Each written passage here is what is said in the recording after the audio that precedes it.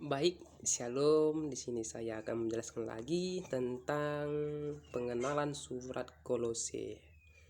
Tadi sesi pertama tadi itu pengenalan surat Efesus, dan pengenalan kedua yaitu tentang surat Kolose. Jadi kita masuk ke penerimaan dari surat Kolose. Kita masuk. Kemudian kota Kolose, tempat jemaat menerima surat ini, berada terletak di Asia Kecil yang dilewati jalan raya dari Efesus ke timur Syria. Ya, itulah dia kan. Jadi dikalahkan oleh peranan kota Laodikia di Hierapolis. Jemaat Kolose kebanyakan atau seluruhnya berasal dari kafir, yaitu terdapat di Kolose 1 ayat 21 dan di Kolose 2 ayat 13. Tapi orang Yahudi banyak terdapat di daerah ini. Nah, itu terdapat di Kolose 2 ayat 16 dan Kolose 3 ayat 11. Jemaat di Kolose tidak didirikan Paulus. Dan Paulus sendiri belum pernah ke sana. Itu terdapat di Kolose 1 ayat 4 dan juga terdapat di Kolose 9. Dan terdapat juga di Kolose 2 ayat 1. Tetapi mengenai Paulus, sudah ada di antara mereka yang mengetahui. Rupanya hal itu diketahui melalui Epras, ya, yang kemungkinan mendirikan jemaat itu terdapat di Kolose 1 ayat 7, 4 sampai 12 dan 13. Oke, dan kemudian jadi ada itu di keadaan jemaat di Kolose itu bagaimana, kita masuk ke penjelasannya. Jadi keadaan jemaat Kolose waktu ada di sana itu di sana terdapat ajaran sinkrisme, di mana sinkrisme ini adalah berisi campuran ajaran Yahudi dengan kebudayaan ajaran agama kafir. Nah, itu dia kan. Jadi pengaruh agama Yahudi adalah aturan mengenai makan atau minum hari-hari raya, hari Sabat. Itu terdapat di Kolose 2 ayat 16. Jadi pengaruh kafir, hidup bertentangan, menyiksa diri, menyembah roh malaikat, itu terdapat di Kolose 2 ayat 18 dan 18 ayat 23. Keyakinan pengajaran sesat ini, mereka mempunyai ajaran tentang jalan keselamatan yang lebih indah dan lebih dalam. Jadi ajaran Paulus dianggap sudah umum dan biasa saja pada waktu itu. Baru sedangkan mereka mempunyai hikmat dan pengetahuan pengertian dan rahasia Allah. Itu terdapat di Kolose 1 ayat 9, 10 dan 26. Jadi maksud dan penulisan surat Kolose ini adalah untuk membimbing orang-orang Kristen yang ada di Kolose kepada pengetahuan yang lebih dalam dan lebih kokoh mengenai keselamatan mereka. Itu terdapat di Kolose 1 ayat 9, ayat 28, ayat Kolose 2 ayat 2 sampai 3. Sehingga mereka dapat melawan ajaran sesat tersebut.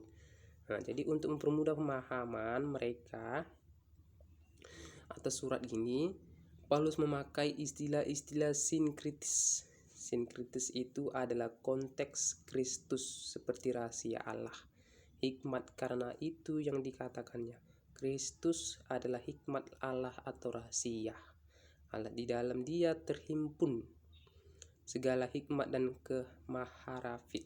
Itu terdapat di Kolose 2 ayat 2 sampai 3. Jadi kita masuk ke pokok-pokok yang dibicarakan dalam kitab Kolose. Ada terdapat pokok-pokoknya ataupun pokok-pokok yang dibicarakan di Kolose ini, di antara lain itu terbagi dua, yaitu yang pertama, Kristus adalah yang sulung yang lebih utama dari segala yang diciptakan. Itu terdapat di Kolose 1 ayat 15.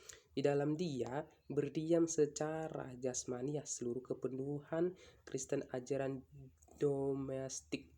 Kemudian yang kedua itu, siapakah yang hidup di dalam Kristus pada waktu dibaptis telah dikuburkan bersama Dia dan telah dibangkitkan bersama dengan Dia. Itu terdapat di Kolose 2 ayat 12. Kita masuk lagi.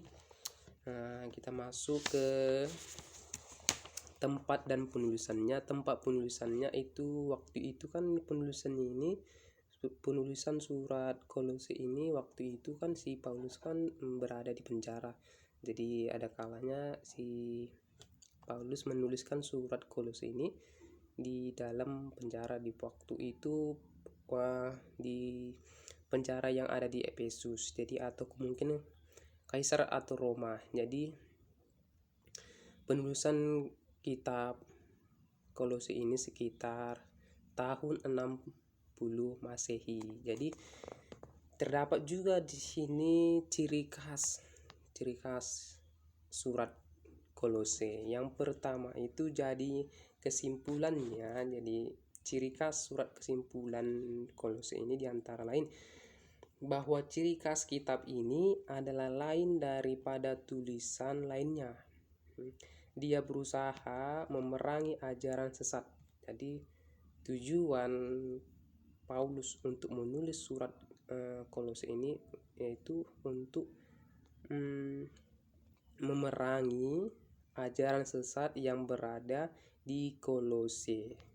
Itu dia. Dengan mempertahankan Kristus, karya Kristus atau dengan kristologi. Oke. Jadi struktur isi itu terdapat juga struktur isinya. Di ayat pertama itu salam, ucapan terima kasih dan pengajaran tentang Kristus. Yang kedua itu di polemik tentang ajaran sesat. Kemudian di 3-4 itu peringatan dan prantistis.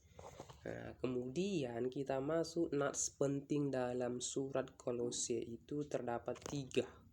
Yang pertama Kolose 2 ayat 6-10 itu menceritakan ilmu pengetahuan tidak boleh didewakan.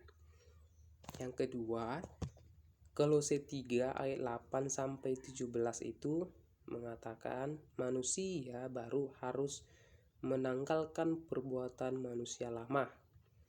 Yang ketiga yang terakhir itu terdapat di Kolose 4 ayat 1, itu berlaku adil. Ya. Demikian saya sebagai mahasiswa untuk mempresentasikan atau memaparkan surat Kolose ini.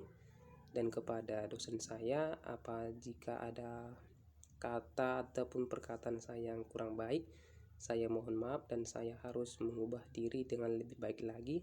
Dan di dalam Tuhan itu kita harus menjadi berbaharu di setiap hari.